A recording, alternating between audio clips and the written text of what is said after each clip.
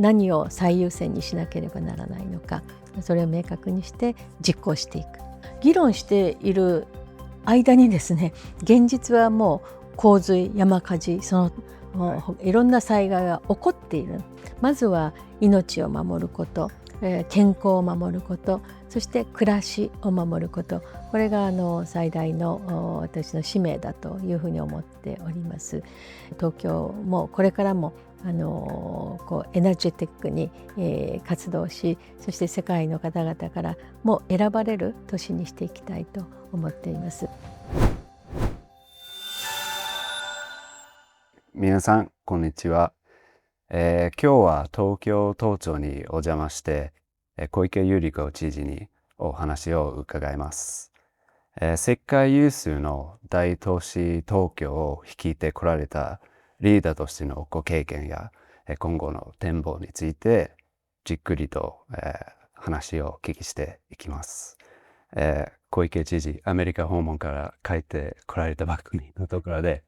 本日はインタビューのお時間をよろしくおありがとうござ願いいいます。たします。早速、今回のアメリカ訪問について伺いたいと思います。はい、久しぶりにワシントン DC、そして姉妹都市関係でもありますニューヨークの方に訪問してきました。まずワシントンではですね、一つのちょっと大会もございまして、そちらに出席をし、またハドソン研究所、ジョンズ・ホプキンス、サイスですね、はい。こちらにも参りまして、それぞれ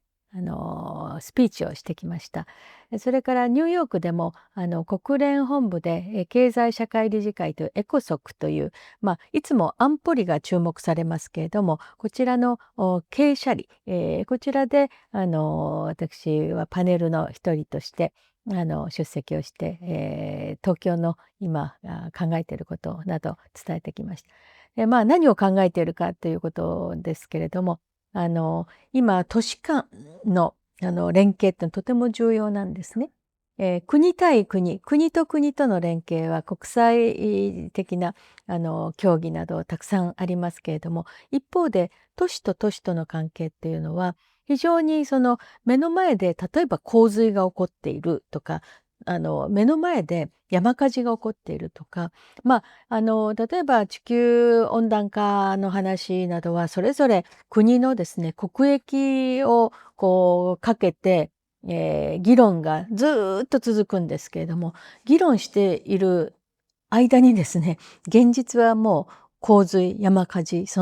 はい。いろんな災害が起こっている。で、それぞれ自治体っていうのは、目の前の市民や都民や国民、そうですね、を助けていく、もしくはそのための予防をするのが役割で、ですからいろいろな都市と連携して物事を情報を共有したり、技術を共有したりしていきましょう。そういう話をしてきました。それからあと、ワシントンでは以前知り合いになりましたゲオルギ・ギエバ IMF の専務理事なんですけれども、この方とお会いしたり、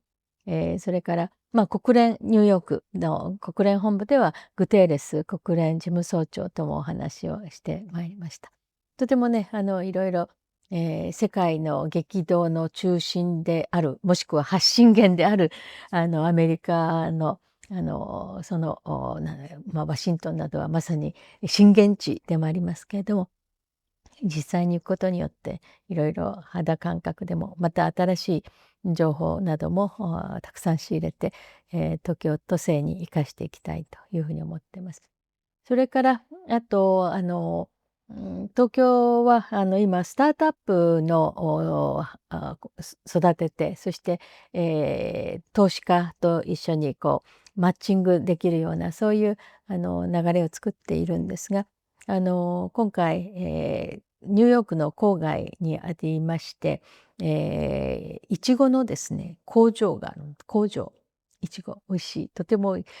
そうそうそう、本当に美味しいんですけれども、その工場に行きまして、そこはですね、とても若い日本の青年がですね、始めたいちご工場なんですけどね、ここを見てきました。で、これからも最初から日本で成功して、その後世界ではなくて、まず世界をマーケットにして活動するという、そういうスタートアップを応援をしていきたいと思って、今回見てまいりました。はい、ありがとうござはい。います。で、先ほどグテーレス事務総長の話に触れていただきましたけど、グテーレス事務総長と会談して、で、東京への国連起草誘致、に関して会談されていますが、東京に国連や、国際の、え機関を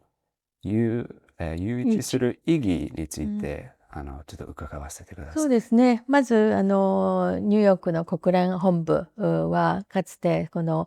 ユナイテッド・ネーションズですから、この第二次世界大戦の勝利を収めた国々の連合なわけですね。で、そういう中で今国連の機能についてのさまざまな、課題が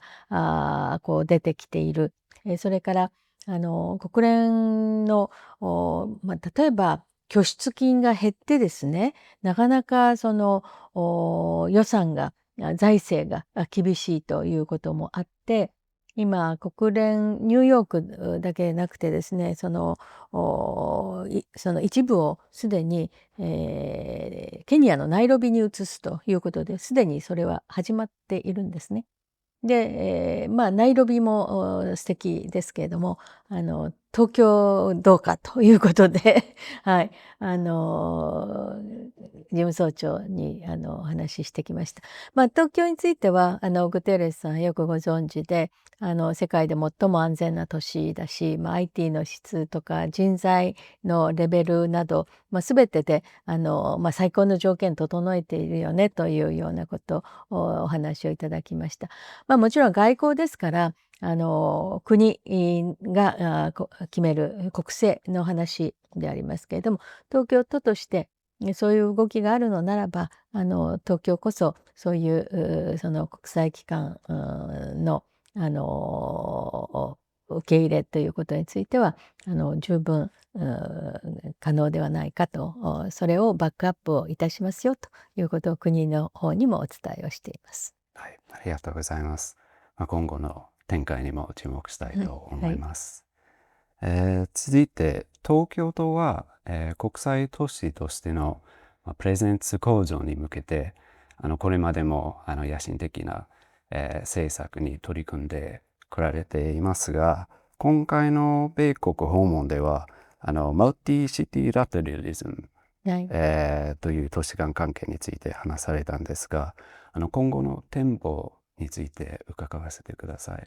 はい、自然災害は今世界各地で起こっています。東京の強靭化というのは今大変進んでおりまして、リスクをですね、例えば地震の場合、それから水害、台風ですの強靭化など現実になっていますので、水害対策、それから火山の噴火なども東京都としてそれについての危機管理、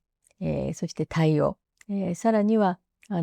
通信とか電力がね、いざといった時に途絶えた時はどうするか、それから感染症も今リスクですよね。そうやっていくつものリスクを整理しながら、対応策をこれまで、その技術力も活用しながら進めてきました。例えばアジアの都市でも今洪水はですね、非常に大きな課題になっています。で、東京は先日も大変な大雨が降った時も、かつてはその度に川が溢れていたというような状況が、今やもうほとんどそれがなく、で、それは地下にですね、調節池という地下調節池というトンネルですね。それを何本も作っているんですね。で、そこが雨をためて、そして一段落したところで流すと、まさに調節する池、を作っています。で、それから地震ということも考えると、その水道管がですね、この、あまりにも、なんていうんですか、1本だけですとね、柔軟性がないので、継ぎ手管というのを有効に使ったり、はい。しまして、上下水道の管路の耐震化ということを行っていたり、それから消防の技術ですね、装備などなど、こういったところもですね、世界に誇る、都市インフラを備えて、おります。で、これを称して東京の強靭化、レジリエンスということを言っております。ASEAN の例えばインドネシア、ジャカルタとかクアラルンプール、それからバンコク、こういった都市と密に連携していまして、こういう東京の技術をお伝えをしたり、それのマネジメントについても連携を取ったりということで、お互いに、この都市の安全を図っていく、そのためにマルチシティラテラルという考え方でですね、より国際的なネットワークを強力にしていこうということを進めています。はい、ありがとうございます。持続可能性に取り組む上で、やはりエキサイティングなイノベーションが欠かせないだと思いますが、東京都は寿司テックを通して、スタートアップ育成や、イノベーション推進に、積極的に取り組んでこまれています。東京都の意気込みについて、お聞かせください。はい。今産業が大きく変わってきています。例えば AI の発展などはもう日進月歩、毎日のように変わってくる。で、そしてまた新しい産業もどんどん生まれてくる。サービスも生まれてくる。そういう中で、寿司テック東京という舞台を準備しまして、日本だけではありません。アジアのスタートアップの皆さんや、またインベスターの方々、投資家の方々はもう世界中から集まってくる、そういう場が寿司テック東京です。で、いつもこれがアイコンなんですけれども、あのいいですか？はい。サステイナブルな街をハイテクを通じて、作り上げていくということで、サステイナブル SUS と、最初の3文字とハイテクの HI と重ねると寿司になりますので、ですからこれは東京のコンセプトがそこに詰まっています。で、始めて3年なんですけれども、すでにアジア最大級にまで育ってきておりまして、そしてその寿司テック東京を開催している時に、世界の都市の方々、市長さん、知事さんなどをお招きをしまして、そしてそこで先ほども申し上げたようなマルチ、シティラテラルの情報交換を行っていくと。まさに世界の都市に、技術やノウハウを共有しまして、リーダーの役割を果たしていくというその方針で進めております。はい、実は私も去年末 TIB が開催した、はい。学生イベント TIB ジャムキャンプにうん。密着取材しまはした。いはい。で、学生たちの、斬新的な、スタートアップアイディアが、非常に感心うしました。ん。で、その東京都に集まる国内外の優秀な学生やタレントへの応援メッセージを聞かせてください。そうですね。今、産業も、非常に、ゲームチェンジの時期、そういう時に若い皆さんが新しい発想で、そして、世界に挑戦する。で、最初から世界をマーケットに考える、ボーングローバルという考え方のもとでですね、より、この若い方々によるスタートアップというのは日本経済そのものも元気にさせますし、またTIB 東京イノベーションベースでは地方の都市の皆さんがスタートアップが来られて東京で発信をすることによって新しい投資家がつくとかですね、そういった役割も東京のイノベーション TIB そしてス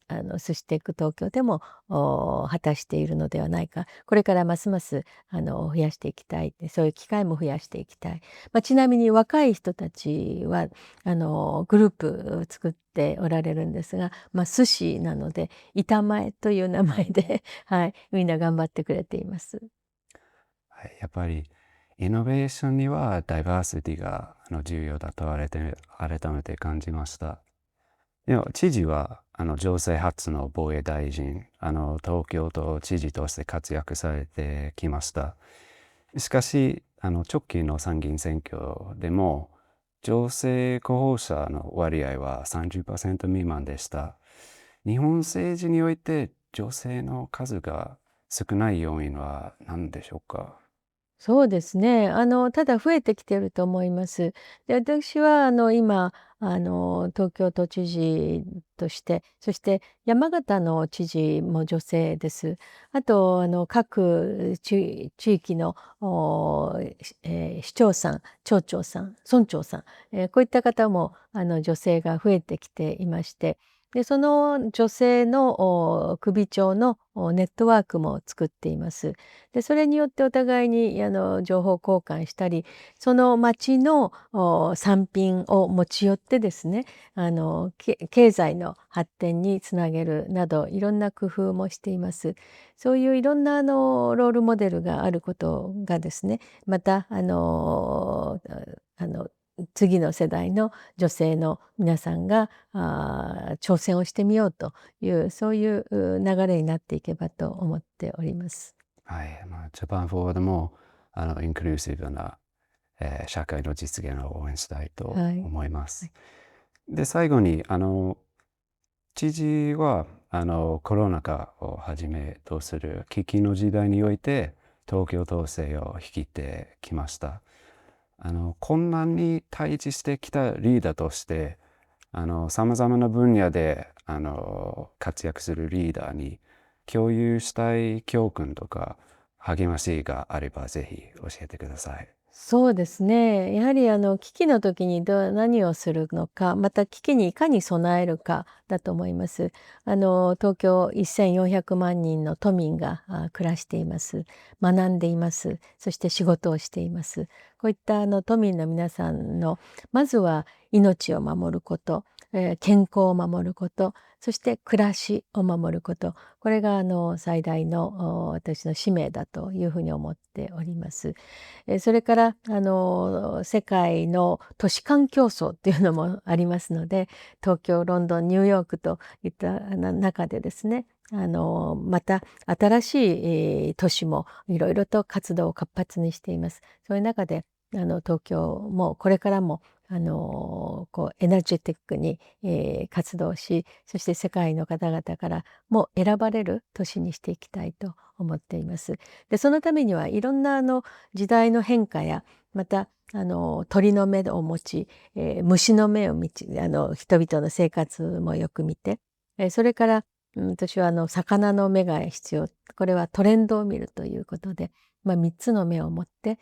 そして何を最優先にしなければならないのか、それを明確にして実行していく。これに尽きると思います。はい、本日は、貴重なお話をありがとうございまありがす。とうございました。This has been Tokyo Outpost with Tokyo Governor Yuriko Koike. Thanks for tuning in.